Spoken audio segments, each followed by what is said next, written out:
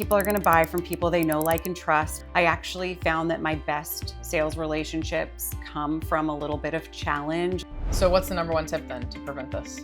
Knowing your numbers becomes so important. On today's episode of Your Future Biz, we have a very special guest, Miss Leslie. Hello. Thanks for joining me. Thanks and I am for in her having me. fabulous house right now. Yes, welcome to my living room. Yeah. So glad you're all here. Yeah, and here we are. So Leslie's a badass, and she has amazing tips to share with y'all today about founder-led sales. So Leslie is the head of sales at Emmy Collective, but you might have seen her beautiful mug as one of the hosts of Sell Better, which is actually how we met. So, as we know, as founders, it is not easy to do all the things we have to do when it comes to sales. So we're going to break down the top mistakes that founders make when it comes to selling and how you can maybe not make those mistakes. Beautiful. Yeah, so let's get into it. Okay, so as a founder of, God, how many years now? Too long. 16 years?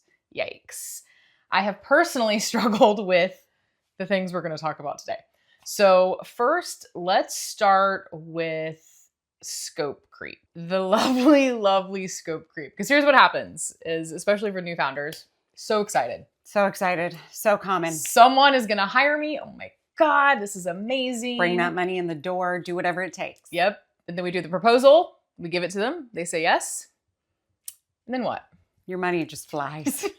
All of a sudden you're spending money. Yeah, pretty much.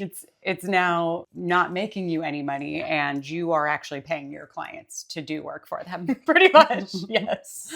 I see this all the time, and it's so normal, and I think people don't talk about it enough, and it's something that we feel kind of awful about as founders, and it's so common. It's so common where you're talking to someone, they have ideas. Now you have ideas. Then you want to make them happy and you want to keep them happy. You're trying to go above and beyond. And all of a sudden, what you said you were going to do or what your SKU is, whatever you're selling, whatever service, whatever product, now they're not asking for it, but we're like, well, we're just going to throw this in. We're just going to do, I'll spend an extra hour with your team. Of course, why no not? problem. Yeah. And we don't think about the actual cost of those things and then the impact on our business long term. And we end up completely getting rid of margins entirely, which then really hurts come tax season. Yeah. Well, or just in general. Yeah. How about everything? Paying your bills, right. living, Buying groceries, everything. All the things. Yeah. Very common though. Yeah, it is. And I think we do this because we're trying to make them happy, but we're also like,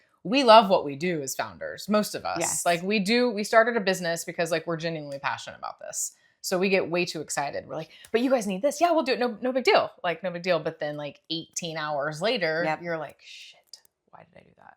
So one of my mentors, Carl Sakis, who is an amazing agency coach, he would always say like, that's a great idea. Or that would be really valuable. Do you want me to send a proposal for that? Yes. You know, so that's what like he taught us was like, always ask, like be super casual and friendly about it. And then say at the end, like, would you like me to send an SOW for that? Would you like me to send a quote for that? Yeah. Whatever. But we don't do that though. Most of us are just like, yeah, sure. Because I think it feels like conflict, and majority of people want to avoid that conflict. And I think they're scared they're going to lose the client or something or piss them off. Yeah. Majority of the time, people will just pay for it, though. It's kind of wild. They will. It's kind of wild. And they won't think anything of it because we're all in business and they get it. I had a mentor who used to always tell me that I was letting my wallet get in the way. And it's like, you're spending their money from your wallet, but they don't have the same budget. You know, for me, if I find $5 on the ground, I'm like, $5, you know, like they're a large organization. Yes. They're going to spend it's like $5, they walk over it. You know what I mean? So just like letting them be the one to dictate and to push back and not letting that be something that rules with fear and always sending, hey, that's outside of our scope. Yeah. Happy to put together a proposal. I'll send that over today. Does that sound good? And they'll be like, oh, no, never mind. Yeah. Or they'll be like, yeah, please send it over. What's the worst that can happen? Literally nothing. They just say they don't want it. Literally nothing. Yeah. So what's the number one tip then to prevent this? Oh man, I think that it's probably recognition and awareness. So for me, admitting you have a problem. The first step is I think looking at your margins really, like knowing your numbers becomes so important in this Mhm. instance, and really seeing where you have flexibility, what you can give. So I know a lot of people who have it built in already that there's some flexibility. I can give an extra hour if I need to, and I know that I can do that. So I feel good, and Mhm. I'm not taking that away from me. Because if you're the kind of person who is going to always have scope creep and you're always going to want to do extra, just build in a little extra piece that you know you can give without feeling bad. And I think that comes from knowing, okay, Mhm. where can I flex without completely giving away my entire house and everything inside of it. And then the second piece is just listening back to your calls. And a lot of times as founders, we aren't necessarily recording our interactions. We're not listening back to our calls the same way that a larger organization would, because Right. it's more for coaching. But I think it's one of the best things you can do is hear kind of, maybe it's just me. I go kind of out of body experience. I don't know what I said on that call. Exactly. I don't know what I like. Sure did promise them all those things. Who was that girl? But it's Mhm. being able to listen back and hear the things that you do most frequently Yeah. helps arm you to have those conversations in a different way next time. That's what AI note takers are for too. Beautiful. They're beautiful. And then you can be like, act like you are my sales coach. Tell me what to Tell do. me where I effed this up. Tell me how to For not give sure. away all of my Yes. possessions. Another tip I have is be really specific and clear on the proposal, period, Beautiful. and the SOW. Like just lay it out exactly what they get, and try not to do hourly. I know a lot of new founders, consultants, etc. They sell like hourly buckets, and I would advise not to do that too. Try to do project based retainers to where you're not promising unless you've already got this hourly thing down. But if you haven't yet and you're leaning towards that, I would advise not to. Just tell them what they're getting on a monthly basis. I think the number one thing inside of that is having really clear SKUs, whatever that means in your business. So you they purchase this is what it includes. Yes, They purchase absolutely. this is what it includes, because a lot of times we're trying to piecemeal based on what they said. We're trying to do this bespoke Hmm. proposal, and Hmm. that ends It's up not getting scalable. gets you in trouble every time. Yeah, yeah, yeah. Try to productize your services. If you're a service provider, try to productize as much as possible so that it's crystal clear what they get and there's no opportunity for scope creep. Yep. Okay, so moving on, which is related, we're going to segue into relationships. Yes. And as a founder who is also an extroverted, I want to be friends with everyone. That's cool. Not everyone. Everyone that I like, I want to be friends with. Not everyone. But I only work with people that I like. You're like, nice. So sorry, not you. Rocco, you. Yes, you can't see gorgeous Rocco here. The next dog to will us. come The in dog. later. Yeah, we'll have Rocco do a cameo. But for me, I always say, like, I only want to work with people that I would be friends with, right? Which is cool until it's not. Yeah. Because then you're like blurring the line between friends Yep. and client and all of that. So let's talk about this, Leslie, because you have a lot of experience in this. This is huge for me. I've been in sales for 20 years, give or take. And I've always labeled myself as a relationship seller. That Mhm. goes in and out of being cool. I know that some people are like, ew, relationship seller. My style is more relationship based. Mhm. And I Same. think that I learned the very hard way that there's a huge difference between relationship. People are going to buy from people they know, like, and trust. That's Yep. a long standing thing. But I think that the biggest aspect of this is respect. So you don't necessarily have to agree with everything that person says.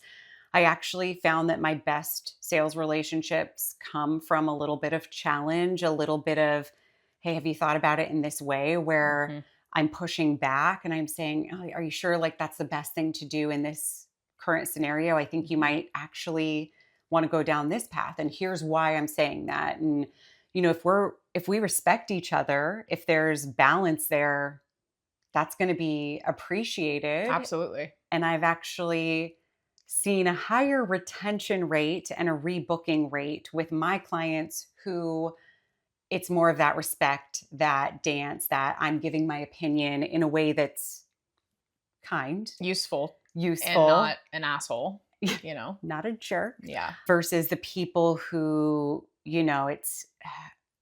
I just really hope they invite me to their birthday party.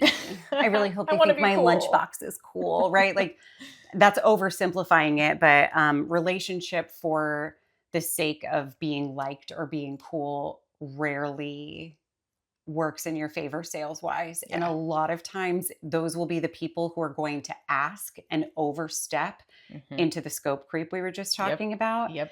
and expect it for free. Hmm. Then they lose the respect for your time, your value. And because you feel like you have a relationship with them, you feel some sort of, Obligation almost. yes, Yeah. yes. Yeah. And it sucks. Yeah. And that's where boundaries come into play. Right. But this is why you guys have to set this up from the beginning. It's like Yeah. we can be friends. Like I teach something called the friendly leader method when it comes to LinkedIn and personal branding, right? And I'm literally like, just be friendly to everyone. Like there's nothing wrong with befriending people, but you also have to have respect and boundaries at the same time. Yeah. So when you don't set the stage or the expectations right from the beginning, you might have people that take advantage of you. And that's technically your fault, for allowing that to happen. So I mean, I don't really want to do business with people that would just take advantage of me, but like sometimes you don't know. You have no idea. You don't know really. And so it's kind of on you. Yeah. Someone in my past told me that I had to choose as a female leader specifically. I had to choose between uh can I say a bad word? Yeah, of course. I've been saying bad words this whole time. Just checking. Guard your children's ears at home.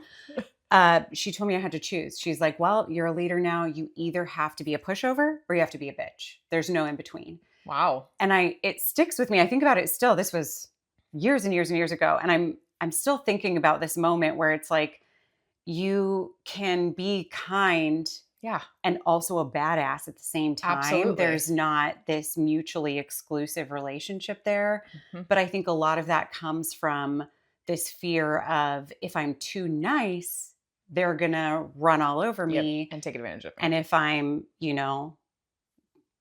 buttoned up and I'm cutthroat, then I'm going to be respected. And that's just not, you don't have to No, do you that. can do both. I don't know why there has to be one or the other. I feel like this is Yeah. definitely a female thing too, because we Probably. naturally are just more relationship-y than men. We operate differently. We are born differently. And that's just how we are. So I think old school mentality is that. Because back in the day, I think it was that way. Mhm. There weren't a whole lot of female business badasses back in the day. And Right. so it's either like my grandma, she was on the B side. like there's no get down to business. Because back then, if you wanted to be respected as a female in business, you didn't have a choice. We're buttoning up. We have to button it up and be a badass. Yeah. But we're not in 1972 anymore. Love how times change. I know, you can be both. In fact, you're going to do better as a business professional if you are Yeah, the balance is everything. a kind badass. And quite frankly, that's the only females that I'm T-shirts. friends with. T-shirts Kind coming out. badass. I'm a Bitch. kind badass. We can add B at the bottom if we want. Kind Yeah. badass bish with In. a SH. In? I'm in. Oh, I was like, in is we adding something? Like a hotel. I like that actually. Kind badass bitch hotel. Yeah. I like it. Cool. Okay. We're also opening a restaurant. We are. If you didn't know. I think that so much of it comes from self-reflection and so much of it comes from Valid. making time for our business where we're not Yes. running. And that's really frickin' hard as a founder because you are wearing every hat. I always think of those videos where it's like, meet my HR person and it's the person who just changes their hat for every job role. That's you, right? Yeah. You're sitting there trying to do all the things in a limited number of hours. We talk about, I'm like, when are you done working? Never. She's like, when are you done working at? I'm like, when's your list? Never. When's your list done? I meant for when are your calls done for the day? But she's like, I'm like, I'm never what done. are you talking about? And that's true for so many founders, especially. You have this never-ending to-do list, all the things just constantly, and you're in all these different positions and roles, and you're constantly being asked to do more. When are you going to make time to kind of stop, pause, reflect, to implement these changes that you need to make in order to protect your business, in order to grow your business, in order to decide what your sales strategy is moving forward? And so I think that you deserve it. You owe it to yourself. You've worked really damn hard. So find some time in the calendar to really just pause, work on your business instead of in your business, and give yourself a nice little gift Yeah, of I that. like that. Slow down to speed up. That's what I like to say. Slow things down and then you're going to speed up your results. And if you want help with that, of course, you can join the Next Wave, our membership where we help founders kick ass with coaching and custom AI tools. So if you want a community of founders who are doing it and want accountability, you can join us there. But thank you, Leslie, for joining me. Anytime. Yeah, so stay tuned for the next episode. Thanks, everyone. Okay, now go build something cool. And if you can't figure out what's holding back your revenue, grab our free Hidden Revenue Finder GPT at yourfuturebiz.com/revenue. If you like what you hear, or at least didn't hate it, hit that follow or subscribe button so you don't miss an episode. And just like that, another business problem got a little clearer. Because in the business world, it's not about who raises first, It's about who lasts.